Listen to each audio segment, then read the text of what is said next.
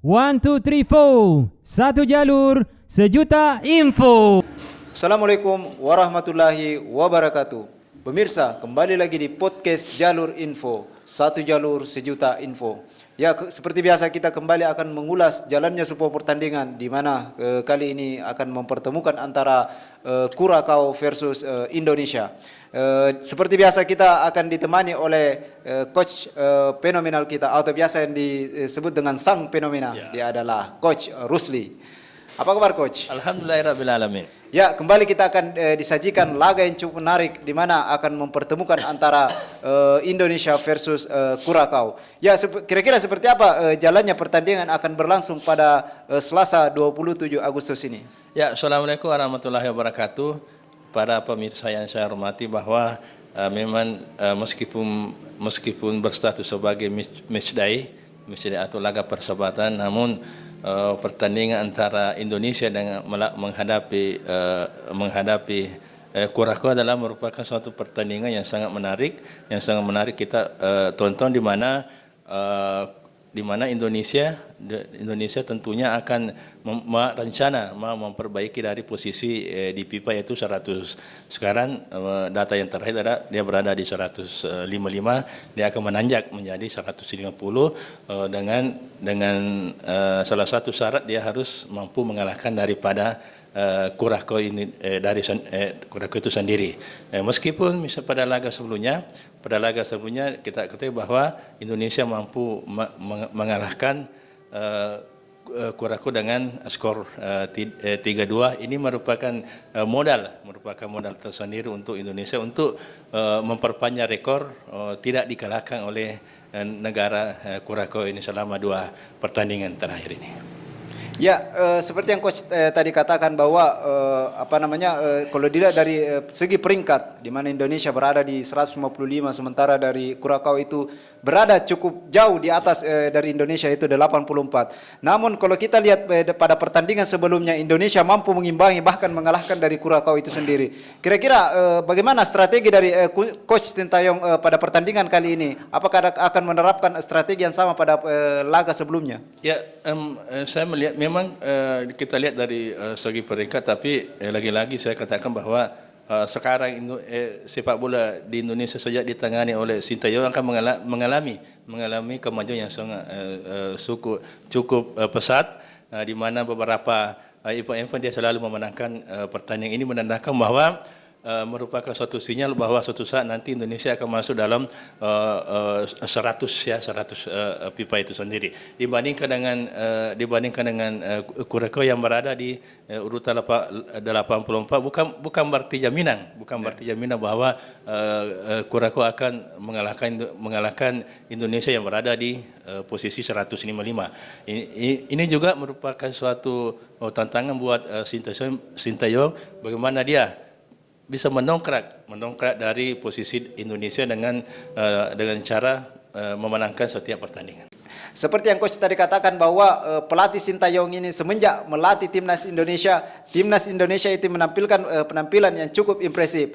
Ya, kira-kira bagaimana strategi yang akan diterapkan oleh Sintayong ini? Apakah akan melakukan rotasi pada laga kali ini?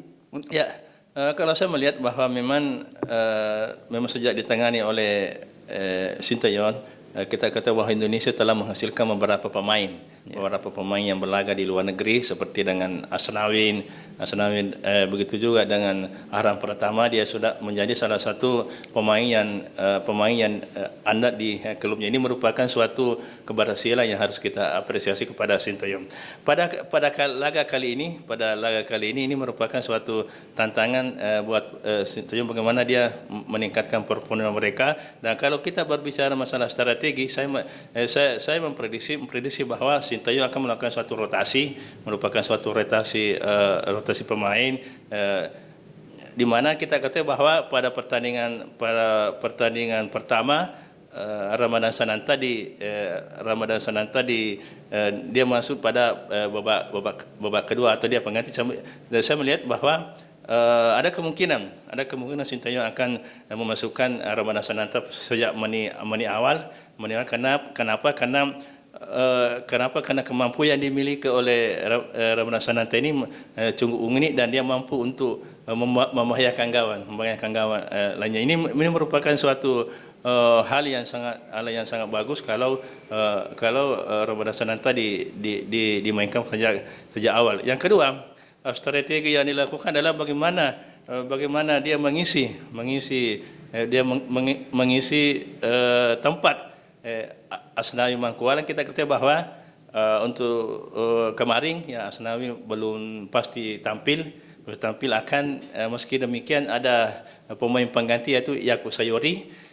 Yaakob Sayuri dengan kekuatan yang dia miliki seperti di PSM dan pengalaman dan spirit yang dimiliki pada saat dia bermain di PSM, dia akan ditularkan di tim nasional. Saya yakin bahwa Yaakob Sayuri akan menjadi salah satu pemain yang sangat berbahaya pada pertandingan kali ini, dan insyaAllah akan memberikan kontribusi yang cukup besar terkait dengan hasil yang nanti akan diraih daripada Indonesia pada kali ini. Ya, kalau kita lihat permainan dari Curacao ini pada akhir-akhir babak yang terjadi pada laga sebelumnya, yaitu bahwa permainan Curacao ini sudah terbaca dari pemain-pemain timnas, di mana Curacao itu kita sendiri mengetahui bahwa mengandalkan dari umpan-umpan panjang. Kira-kira apakah pelatih dari Curacao ini akan melakukan hal yang sama pada laga kali ini? Ya, menurut saya pelatih dari Curacao tidak ada kemungkinan masih akan mempertahankan dari pertandingan sebelumnya. Kenapa? Karena pada pertandingan sebelumnya ada beberapa pemain yang kurang maksimal. Ada beberapa pemain yang kurang maksimal sehingga dia mengalami kekalahan 3-2 dari Indonesia itu sendiri.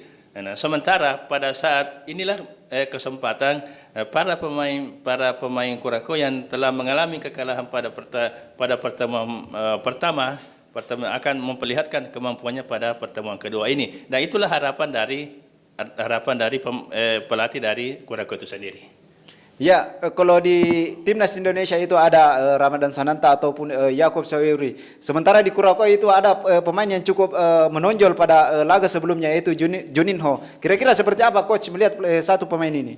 Saya kira Juninho memang salah satu pemain yang sangat berminat dan memiliki agresivitas dan memberikan kontribusi yang sangat bagus terhadap dengan hasil yang diperoleh pada pertandingan pertama, meskipun dia mengalami kekalahan. Namun lagi-lagi pada pertemuan kedua inilah kesempatan yang dimiliki oleh pemain ini untuk membalaskan dendam pada pertemuan pertama, apalagi sang pelatih bertekad untuk membalaskan kekalahan pada pertandingan kali ini. Kenapa? Karena dia sudah mengetahui, dia sudah mempelajari pertandingan pertama dan akan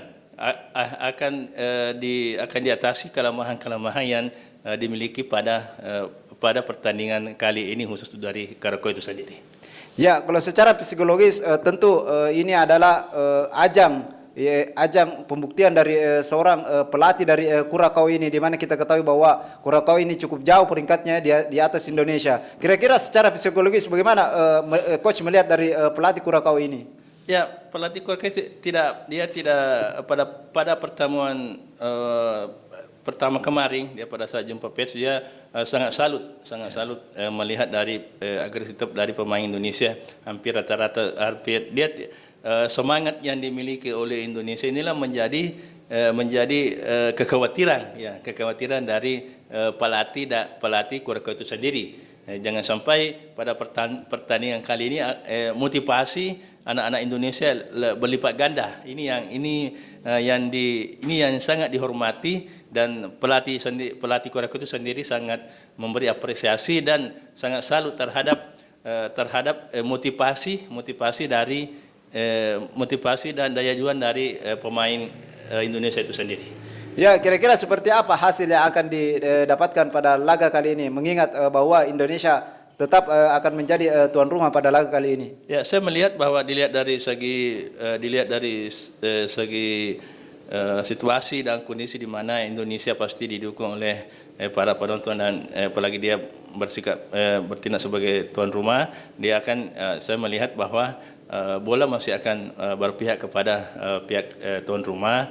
Tuan rumah meskipun lagi-lagi saya katakan bahwa Curacao ingin membalas dendam, setidaknya dia tidak mengalami kekalahan selama 2 kali. Ya. Ya, semoga saja pertandingan kali ini bisa memberikan kemenangan buat timnas Indonesia, biar peringkat Indonesia itu bisa terdongkrak ke posisi 150 besar. Kalau bisa ya nanti bisa masuk ke 100 besar. Insyaallah. Ya. Terima kasih Coach atas analisisnya. Ya, pemirsa, demikianlah analisis yang akan terjadi pada laga yang akan mempertemukan antara Indonesia versus Curacao. Ya, jangan lupa untuk senantiasa subscribe channel Jalur Info TV karena subscribe itu gratis. Ya, terima kasih. Assalamualaikum warahmatullahi wabarakatuh. Waalaikumsalam warahmatullahi wabarakatuh.